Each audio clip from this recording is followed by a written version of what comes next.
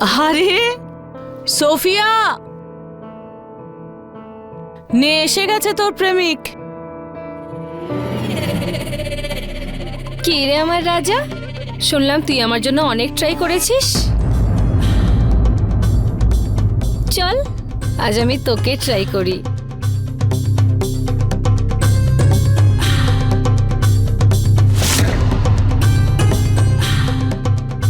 চল না।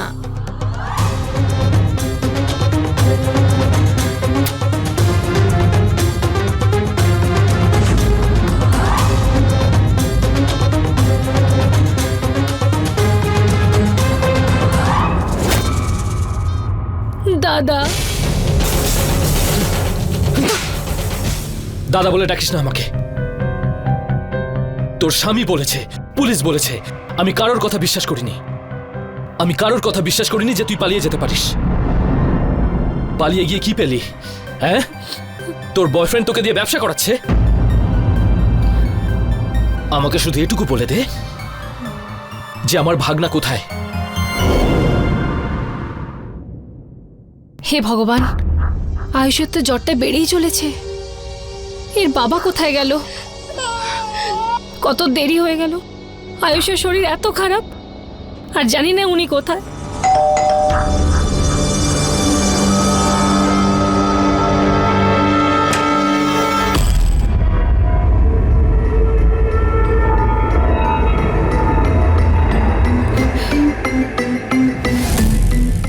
কতবার ফোন করে বলছি আয়ুষের এত জ্বর, আর ডাক্তারের কাছে যাওয়ার বদলে বার যাওয়াটা কি খুব জরুরি ছিল? হ্যাঁ, আরে কেমন বাবা তুমি? আরে মায়ের ডিউটি শেষ কর, বরের ডিউটি শুরু কর। আমি অফিস থেকে মুড তৈরি করে এসেছি, আয় আমার কাছে আয়। আরে ছাড়ো। এত কিসের তেজ তোর? আমি তোর বর হই। দূরে যাও। পাগল হয়ে গেছো নাকি? আয়ুষ এত কষ্ট পাচ্ছে শরীর খারাপে, আর তোমার মনে এসব চলছে? ছি, দেখো না আয়ুষ কিরকম কষ্ট পাচ্ছে। একটু তাড়াতাড়ি ডাক্তারের কাছে চলো না, না হলে মোহনদাকে ফোন করতে হবে আমার। আমি মোহনদাকেই ফোন করি, ও সব ঠিক করে দেবে। তোমার দ্বারা কিচ্ছু হবে না। মোহনদা, মোহনদা, মোহন দাদা নাকি তোর পীড়িতের লোক? আমি হলাম তোর স্বামী, আর স্বামী ঈশ্বর তুল্য হয়, বুঝেছিস? যা আমি বলবো তাই তুই করবি, বুঝলি? ছাড়ো, আমার খালি একটাই কাজ, আয়ুষকে ডাক্তারের কাছে নিয়ে যাওয়া, আর কিচ্ছু না।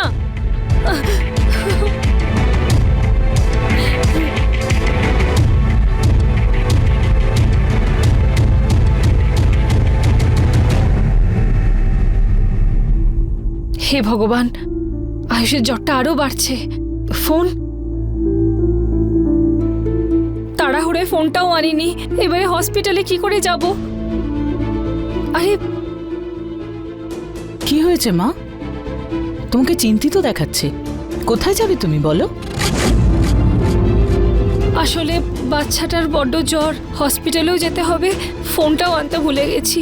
তো আমি আছি তো, হসপিটাল ছেড়ে দেব। এসো, দাও ওকে, আমাকে দাও সোনাটা। যা।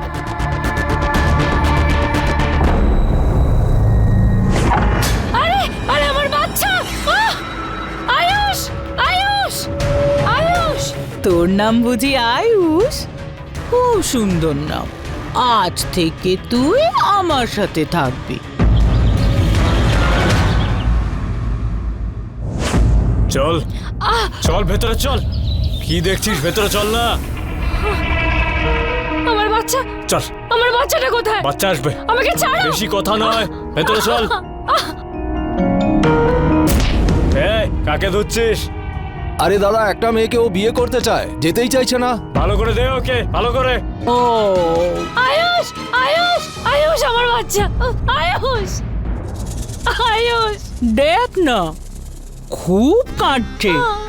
ছেলেকে চাই দেব, কিন্তু যেরকম আমি বলবো সেরকম করতে হবে। আরে রাজিয়া, এ রাজিয়া! হ্যাঁ মা। আয় নে, এটা নিয়ে যা।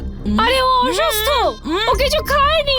আরে বাবা, দাঁড়া না। আয়ুষ! আরে আরে ওষুধপত্র খাবার খাইয়ে দিয়েছি, কেন চিন্তা করছিস? এখন থেকে ও আমার কাছে থাকবে। এবার ধান্দার কথা, কাজের কথা। দেখ ভাই, আমাদের ধান্দা সন্ধ্যে 6টা থেকে সকাল 6টা অবধি।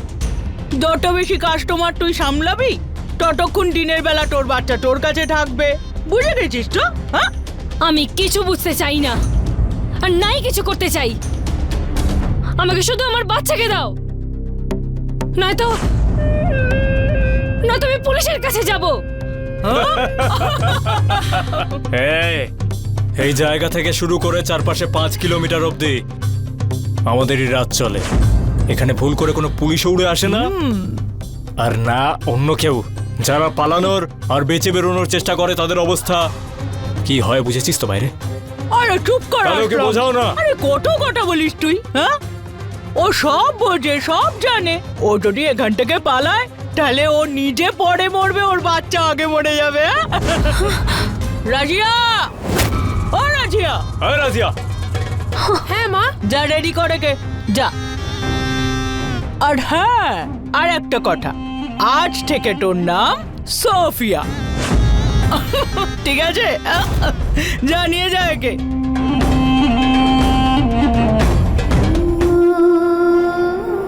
নিয়তি কোথায়? কখন থেকে ওকে ফোন করছি, বলবি তুই নাকি? আমি কি জানি কোথায় গেছে? তোর বাড়িতে গেছিল বাচ্চাটাকে নিয়ে। নিয়তি আমাকে সবকিছু বলেছিল। নিয়তি বলেছিল তুই ওর সাথে কি ব্যবহারটাই না করিস। আর আয়ুষও অসুস্থ ছিল।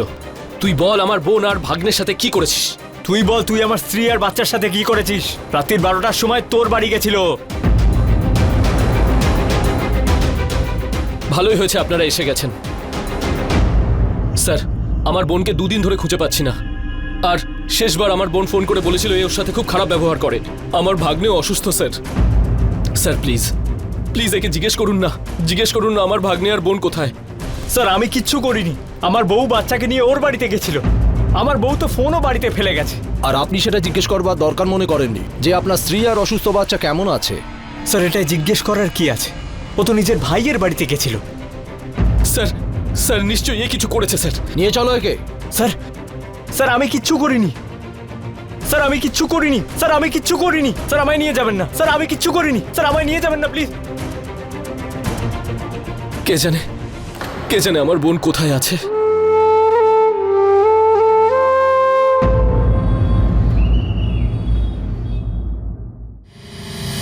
দেখো রাজু ভাই, মিনা বাজারে নতুন মাল এসছে, আর প্রত্যেকবারের মতো আপনার হাতেই ফিতেটা কাটানো হবে।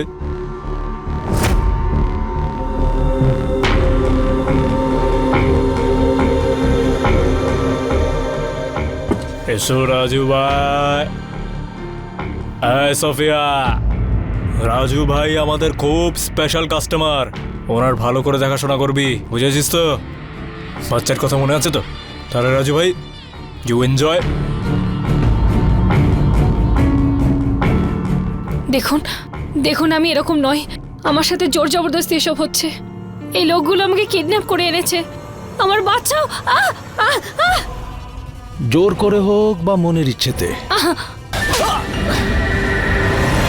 অপদার্থ মেয়ে, ওই রাজু আমার সব থেকে বড় কাস্টমার ছিল, আর তুই ওকে মেরেছিস। এবার তোকে দাম দিতে হবে। দেখ এবার আমি তোর সাথে কি করি। না না, আমাকে ক্ষমা করে দাও। আমার ভুল হয়ে গেছে মা, আমার ভুল হয়ে গেছে। আয়ুষকে কিছু করো না। আসলাম, বোমা দেখে। মা, মা আমার ভুল হয়ে গেছে। মা, মা, না আসলাম না, আমি এরকম করবো না। আর আসলাম, আসলাম আমাকে ক্ষমা করে দাও। আসলাম না, আসলাম না, না আমার বাচ্চাকে কিছু করো না। আসলাম, আমায় ক্ষমা করে দাও। আসলাম, আমার বাচ্চা, আম্মা ওকে কিছু করো না। আম্মা না, না মা, না না।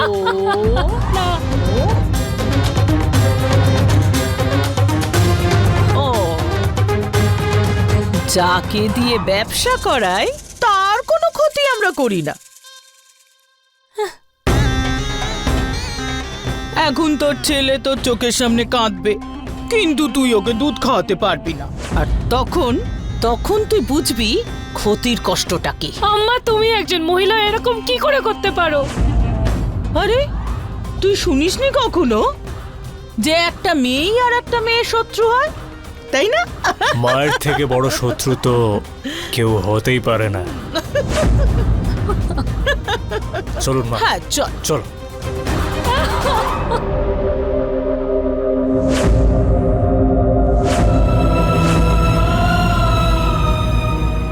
আম্মা, আসলাম, রাজিয়া, আরে কেউ তো শোনো, আমার আয়ুষের খিদে পেয়েছে, কেউ তো ওকে একটু দুধ খাইয়ে দাও। আম্মা,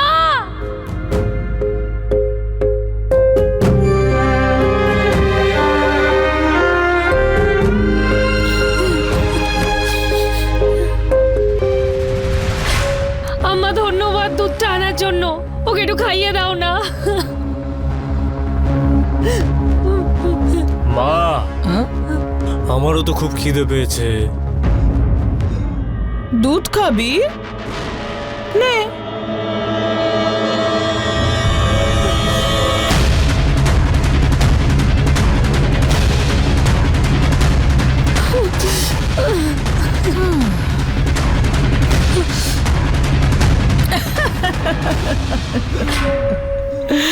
চলুন মা, চল।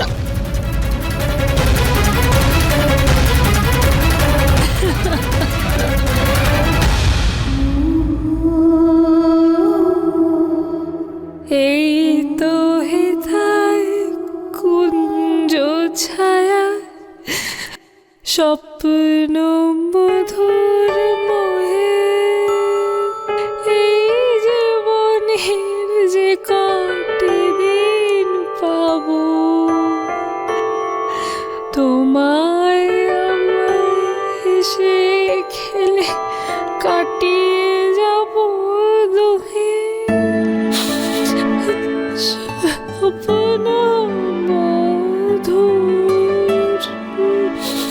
মোহে।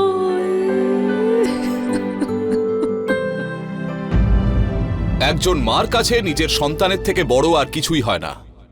আর যখন সন্তান কোনো বিপদে পড়ে তখন সে সব সমস্যা নিজের ওপর নিয়ে নেয়, যাতে তার নয়নের মণি সবসময় তার সামনে হাসতে থাকে। এখন এটাকে ভাগ্যের খেলা বলবেন নাকি একটা ষড়যন্ত্র, যার ফাঁদে পড়ে নিয়তি নিজের 2 বছরের সন্তানকে নিয়ে ফেঁসে যায়। নমস্কার, আমি গিরিশ জৈন।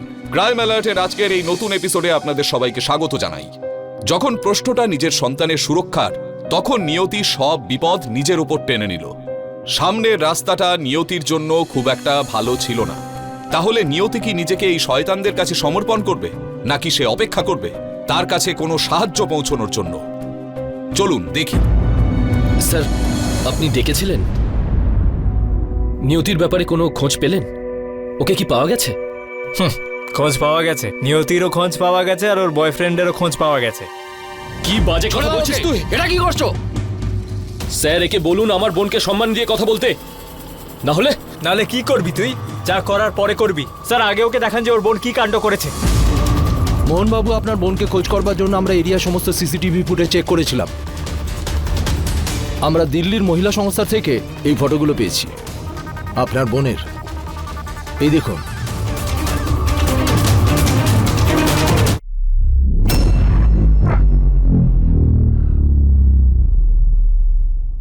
ইনি আপনার বোনই তো? হ্যাঁ স্যার, ও নিয়তি, কিন্তু কিন্তু ওই লোকটাকে আমি চিনি না। এসব ছাড়, আমায় বল আমার বাচ্চা কোথায়? স্যার, আমি কি করে জানবো? আমি তো নিয়তির মিসিং রিপোর্ট লিখিয়েছিলাম। আর দিলীপ বাবু, যিনি আপনার বোনের বিরুদ্ধে রিপোর্ট লিখিয়েছেন বাচ্চা চুরি করার। স্যার, এ আপনি কি কথা বলছেন? একজন মা নিজের বাচ্চাকে কি করে চুরি করতে পারে? চুরি করেনি, মেরে ফেলেছে আমার বাচ্চাকে। কি? মদ খেয়ে খেয়ে তোর মাথাটা খারাপ হয়ে গেছে। নিয়তি ওর বাচ্চার জন্য প্রাণ দিতে পারে, আর প্রাণ নিতেও পারে নিজের বয়ফ্রেন্ডের চক্করে। মোহন, কন্ট্রোল ইয়োরসেলফ। স্যার, আপনি তাড়াতাড়ি আমার বোনকে খুঁজুন। আপনার সব সন্দেহ দূর হয়ে যাবে। নিশ্চয়ই খুঁজবো, কিন্তু as a criminal. Criminal? Sir আমি নিয়তিকে খুব ভালো করে চিনি। স্যার ও নিজের বাচ্চার জন্য সব করতে পারে, সব কিছু।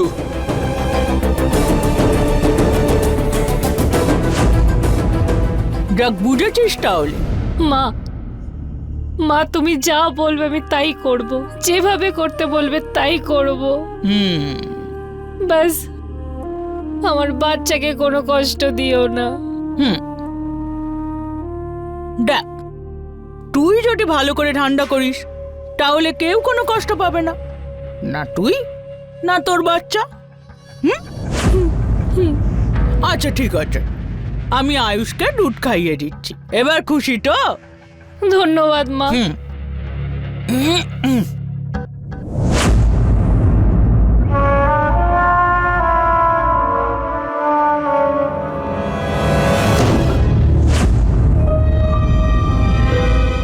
দেখুন, আমায় এখানে কিডন্যাপ করে আনা হয়েছে, আমার বাচ্চা ওদের কাছে। আপনি আপনি প্লিজ আমাকে সাহায্য করুন, প্লিজ। এই শোন, আমি টাকা দিয়েছি সাহায্য করবার জন্য নয়, সহবাস করার জন্য।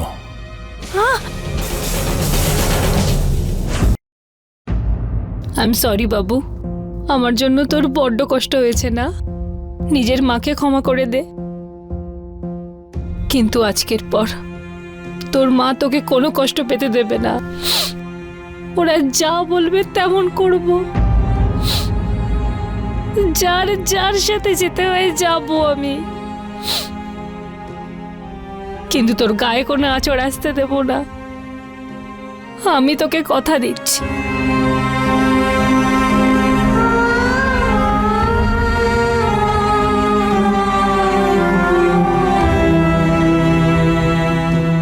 মনে পড়ছে এই রাখির কথা?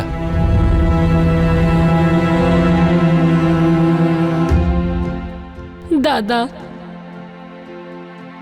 এই রাখিটাকে আমি কি করে ভুলে যাই বলো? আমার মনে আছে আমি বলেছিলাম যে ওই অন্য রাখিগুলো 2-3 দিনে খারাপ হয়ে যায়, সেই কারণে আমি আমার দাদার জন্য এই সোনার রাখিটা গড়িয়ে দিয়েছি। আর এটাও বলেছিলি দাদা এই রাখিটা সব সময় তোর সাথে থাকবে, সব সময় তোকে রক্ষা করবে।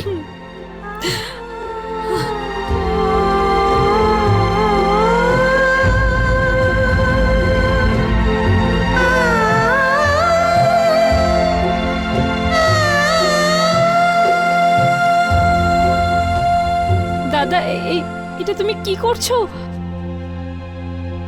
এখন থেকে এই রাখিটা সব সময় তোকে রক্ষা করবে আমার আশীর্বাদ হয়ে।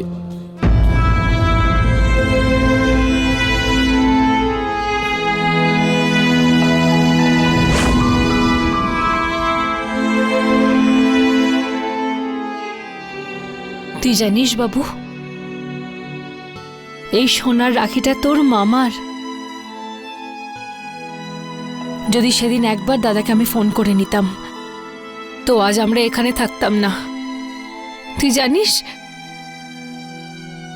মোহন দাদা না পৃথিবীর বেস্ট দাদা। দাদা আমার জন্য সব কিছু করতে পারে, সব কিছু।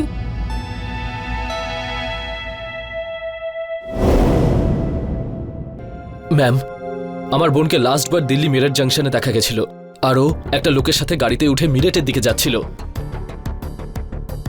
এই দেখুন, দিল্লি পুলিশ থেকে যে ইনফরমেশন পেয়েছি তার থেকে জানতে পারি এটা একটা টুরিস্ট কার্ড ছিল, আর যে লোকটা গাড়িটা ভাড়ায় নিয়েছিল তার সব কাগজই নকল। এর থেকে বেশি ইনফরমেশন আমি পাইনি। দেখুন, ও তো নিজের ইচ্ছায় ওই লোকটার সাথে গিয়েছে, কিন্তু আপনি বলছেন ওর সাথে কিছু খারাপ হয়েছে? না ম্যাম, ওর সাথে ওর বাচ্চাটা নেই, আর নিয়তি ওর বাচ্চাকে খুবই ভালোবাসে ম্যাম। আমি আমার বোনকে খুব ভালো করে চিনি, আর আপনি যেরকম ভাবছেন সেরকম নয়। আপনি প্লিজ আমাকে হেল্প করুন ম্যাম, প্লিজ আমার বোনকে খুঁজতে আমাকে হেল্প করুন ম্যাম, প্লিজ। দেখুন, ওর যদি কোনো অ্যাফেয়ার থাকে। আমার বোনের কোনো অ্যাফেয়ার নেই ম্যাম, আমি নিয়তিকে খুব ভালো করে চিনি। প্লিজ আমাকে হেল্প করুন ম্যাম, প্লিজ। ঠিক আছে, আপনার এফআইআরটা আমি লিখে নিলাম। আপনার বোনের ব্যাপারে যদি কোনো ইনফরমেশন পাওয়া যায় আপনাকে জানিয়ে দেওয়া হবে। Thank you so much ma'am.